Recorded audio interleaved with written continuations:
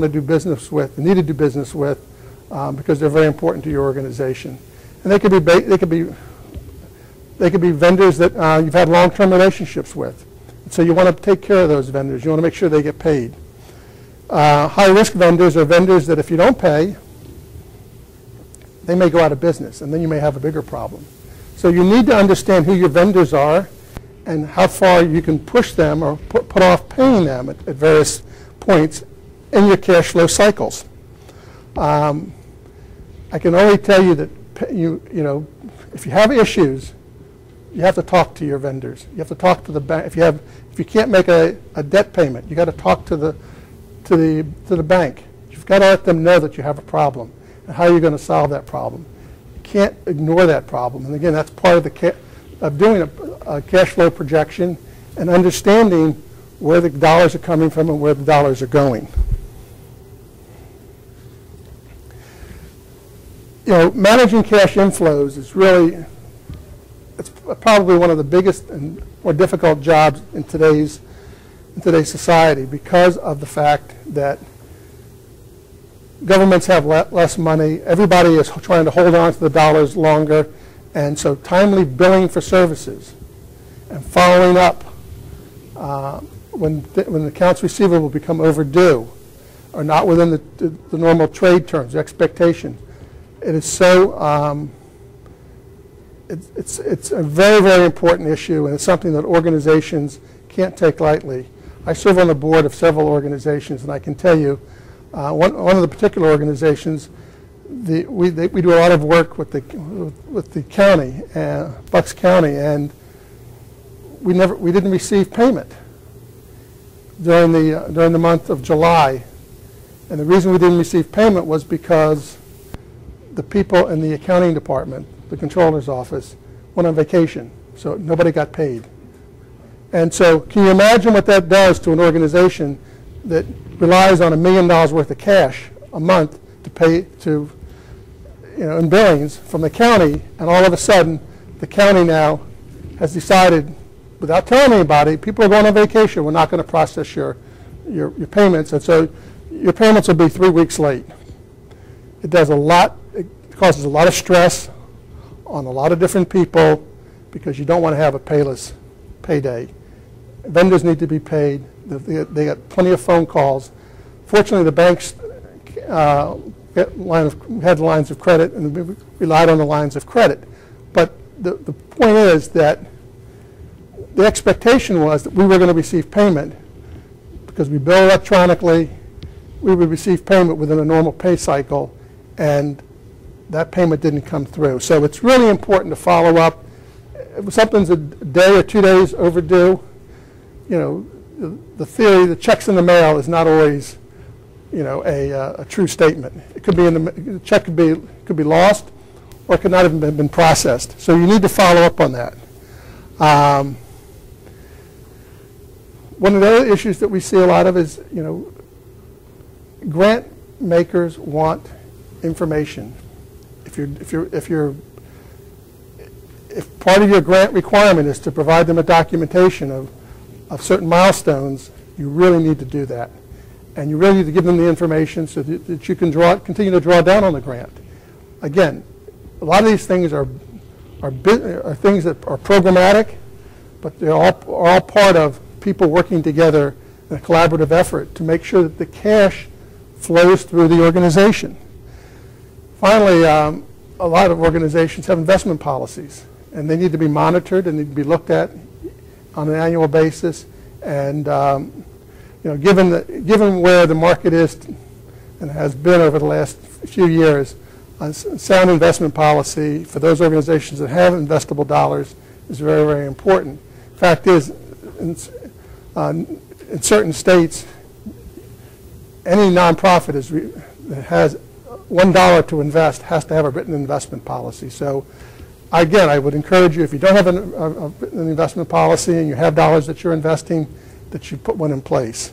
Again, it's for the benefit of the organization. It's also for the benefit of directors and the board.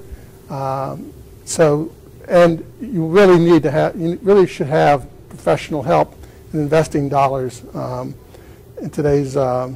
marketplace. You bill for services, you try to collect for services, and now how do you speed up that collection process? And one of the things that I would encourage you to do is have a conversation with your banker. Take the banker to lunch and say, how can I improve my treasury function? Put the burden on them to help you solve your problems, so that they understand that, hey, this is a partnership. They need to come up with some ideas on how maybe you could do something better with the products they have available. Now, not all banks have similar products, but I will tell you that bankers love to talk about the products they have, and that's one lunch, believe me, the bank will be more than happy to pay for. So here's some tips on how to speed up the collection process. Lock boxes, AHC credits. You can receive payments directly into your account. A lot of our clients, they don't receive the check anymore, and the check's no longer in the mail. Now it goes right directly to their bank account. Then there's various type of bank accounts themselves. There's sweep accounts, where the money is swept into one account, and money is then parsed out as checks that hit the account in a separate account. There's payroll accounts. There's checking accounts with interest. There's zero balance accounts. There's a number of different products that banks have today, and depending upon your needs, and depending upon the dollars involved in your organization and the flow through, one or more of these products may be appropriate.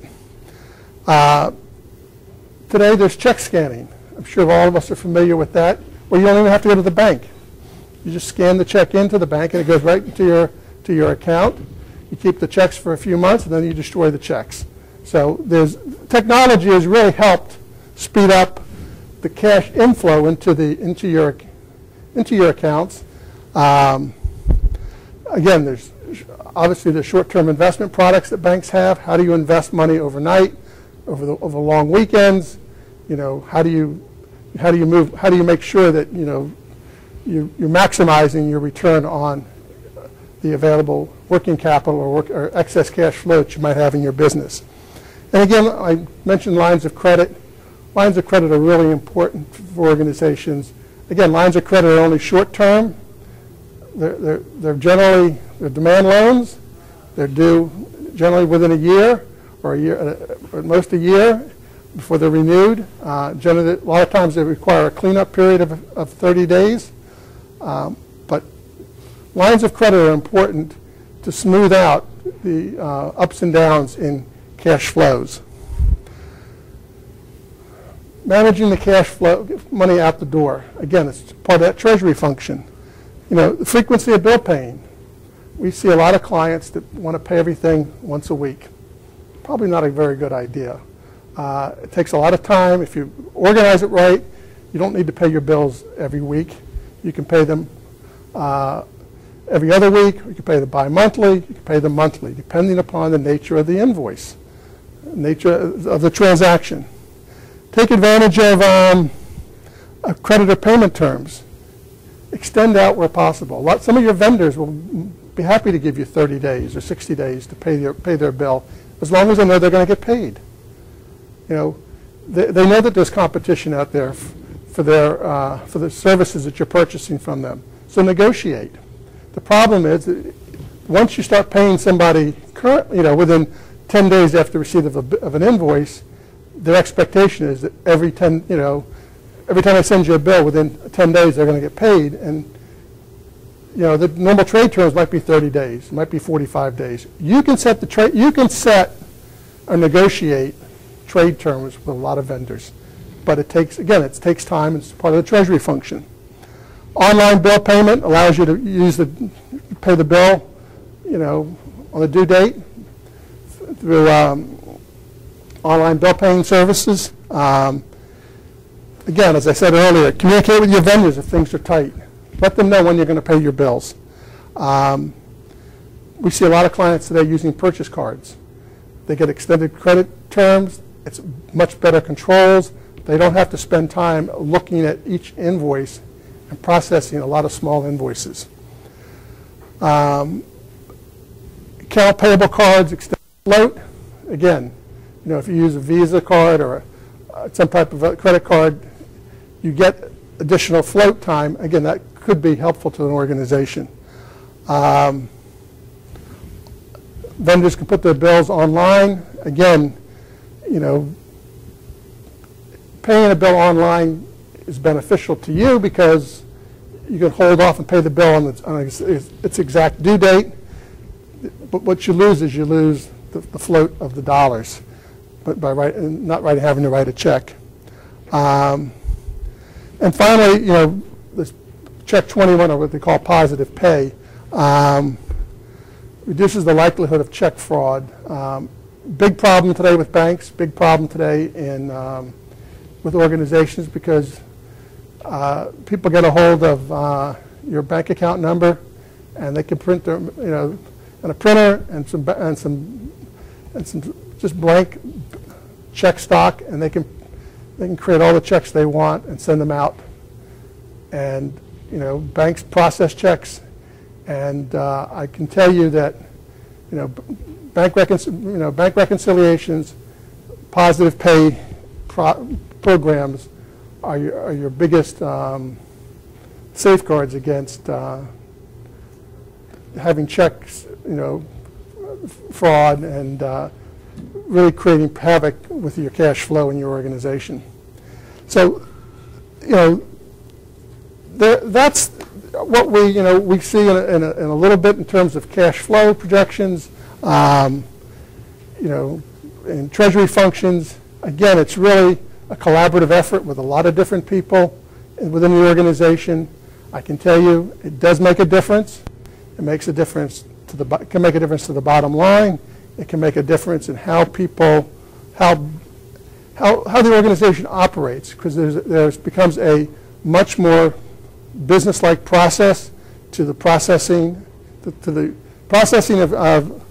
of invoices, to the payment of invoices, to your banking relationships.